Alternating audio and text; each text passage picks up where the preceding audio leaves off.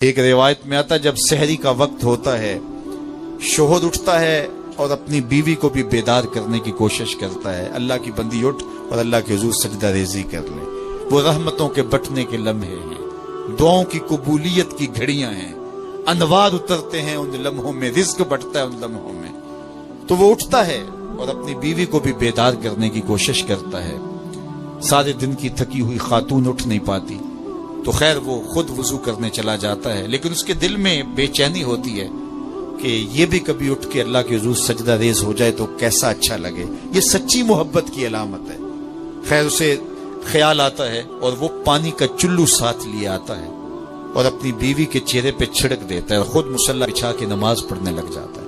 بیوی اٹھتی ہے، دیکھتی ہے میرا شوہر نماز میں ہے، اسے بھی خیال آتا ہے، اٹھتی ہے جلدی سے، وضو کرتی ہے، مصلی بچھا کے شوہر کے قریب نماز پڑھنے لگ جاتی ہے۔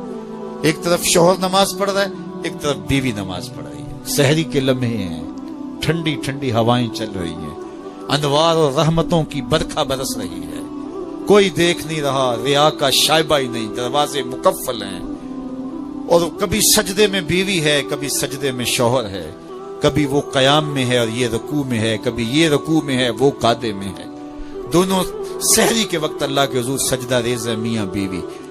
حدیث پاک میں آتا ہے دونوں کو دیکھ کے رب مسکرا رہا ہوتا ہے، اپنی شان کے مطابق اللہ خوش ہو رہا ہوتا ہے کہ میرا بندہ اور میری دہلیز کی باندی کس طرح میرے حضور سجدہ ریز ہیں۔ اور اگر ان کو پتہ چل جائے نا کہ سجدے میں کتنی رحمتیں اتر رہی ہیں، وہ سجدے سے ساری نہ اٹھائیں۔ 5 گانا نماز کا شعار بنا لو زندگی میں، کبھی قضا نہ ہونے پائے، اور اگر اللہ نصیب کرے تو سحری کے سجدے بھی زندگی میں شامل کر لو۔ دیکھنا زندگی کس طرح ٹینشن فری ہوتی ہے۔ آج ہر بندہ کہتا ہے مشکلیں، اور میاں جس وقت مشکلیں ٹلتی ہیں، جس وقت مصیبتیں زائل ہوتی ہیں، وہ لمحے تو سو کے گزار رہا ہوتا ہے۔ صبح اٹھ کے نمازی بھی ٹکریں مار کے جلدی جلدی صبح کا وقت گزارنے کی کوشش کرتے ہیں میرے جیسے نکمے لوگ، لیکن صاحب نہیں، وہ وقت تھوڑا سا دیجئے، اس وقت میں بیٹھیے اور اللہ کے حضور سجدہ ریزیوں کا مزاج بنائیے۔ معراج النبی کا جو خاص تحفہ ہے وہ نماز ہے جو حضور لے کر آئے، اور پھر بارگاہ قدس میں جب حضور حاضر ہوئے، اللہ نے اپنے محبوب کو بہت کچھ دیا تھا۔ 70,000 اسرار تھے، 70,000 رموز، 70,000 حکایات، اور بہت کچھ دیا۔ سب کچھ دینے کے بعد کہا محبوب یہ تو میں نے خود دیا، اب تو بتا میں تجھے کس چیز سے نوازوں، تیری اپنی بھی کوئی چاہت ہو۔ تو محبوب نے جو جواب دیا وہ سنیے۔ ہم ہوتے نہ جانے ہمیں کوئی اختیار دیا جائے تو کیا مانگ لے، کوئی دولت مانگے، کوئی ثروت مانگے، کوئی شہرت مانگے، لیکن ذرا دیکھیے انتخاب، دیکھیے حضور کا، اور پھر اشش کیجیے حضور کے انتخاب پہ۔ کہا کہ محبوب آپ کی جھولی میں کیا ڈالا جائے، کیا دیا جائے؟ تو محبوب نے کیا کہا؟ بنسبتی الیکا بالعبودیہ، اے اللہ ساری زندگی میں یہ کہتا رہا کہ تو میرا رب ہے، آج تو بھی تو کہہ دے کہ تو میرا بندہ ہے، مجھے عبد کہہ کے پکار دے۔ میں نے سجدوں میں کہا تو میرا رب ہے، میں نے قیام میں کہا تو میرا رب ہے، میں نے طائف کے بازاروں میں، مکے کی گلیوں میں کہا تو میرا رب ہے، میں سینے حرم میں کہا تو میرا رب ہے، میرے بدن پہ اوجریاں ڈالی جاتی رہیں، میں نے کہا سبحان ربی الاعلی، میں نے تجھے پکارا اور پتھر برس رہے تھے، میں نے کہا تو میرا رب ہے، میں نے تجھے ہر موقع پہ اپنا رب کہہ کے پکارا، آج تو بھی تو کہہ دے کہ تو میرا بندہ ہے۔ تو اللہ نے کہا سبحان الذی اسری بعبدہ، تو عبد کہہ کے پکارا، اور عبدیت کا عملی اظہار نماز سے ہوتا ہے۔ نماز میں جو سرور ہے، نماز میں جو لطف ہے، اور بندگی کا جو مزہ ہے وہ کہیں اور نہیں ہے۔ حضرت سیدنا غوث اعظم رضی اللہ تعالیٰ عنہ فرماتے ہیں کہ ولایت میں جو سب سے بڑا مرتبہ ہے جو ولی کو نصیب ہو جاتا ہے، وہ مقام بندگی نصیب ہوتا ہے، وہ عبودیت کا مقام ہے جو بندے کو نصیب ہوتا ہے۔ تو یہ بندے کے لیے معراج ہے، اسی لیے کہا گیا الصلاۃ معراج المومنین، نماز مومن کی معراج ہے۔ حضور تو وہاں تک پہنچے جہاں کسی کا تخیل بھی نہیں پہنچ سکتا، لیکن بندہ اس معراج کا حصہ لینا چاہے اور اس کی برکتیں سمیٹنا چاہے تو پیشانی سجدے میں رکھ کر کے اللہ کے حضور بندگی پیش کرے۔ اللہ ہم سب کو اپنے حضور عجز و نیاز کے سجدے نصیب فرمائے۔ ہم جس کا جتنا دکھ بانٹ سکتے ہیں اتنا دکھ ضرور بانٹیں۔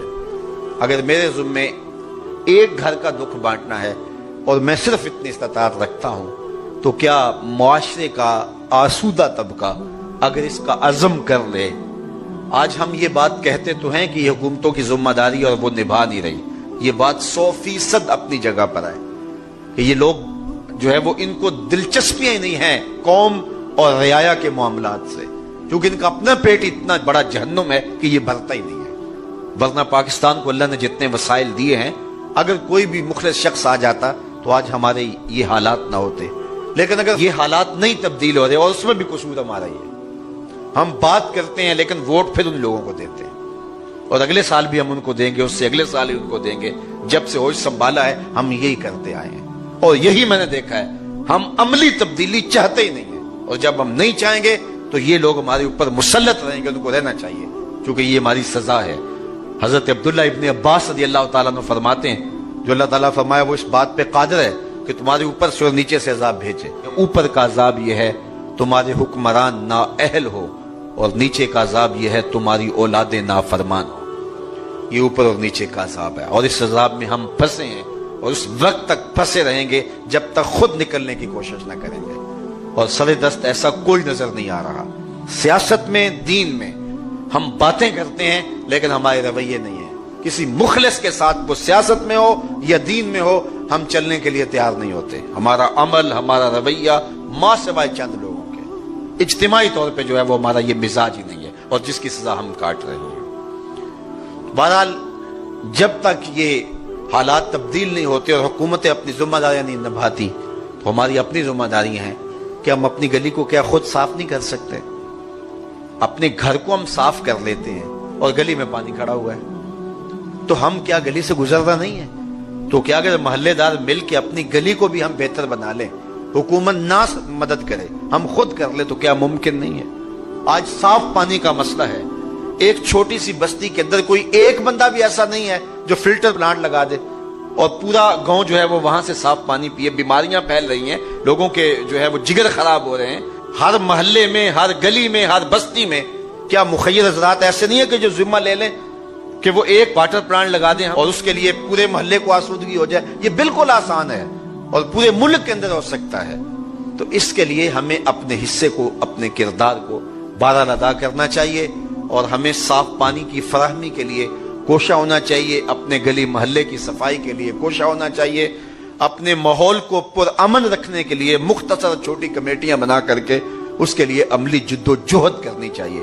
ادارۃ المصطفیٰ نے اللہ کی توفیق سے جو اس سے بن پڑا ہر دور کے اندر اس نے کام کیا، جس دور کے اندر تقریریں اور خطبے بک رہے تھے، درس قرآن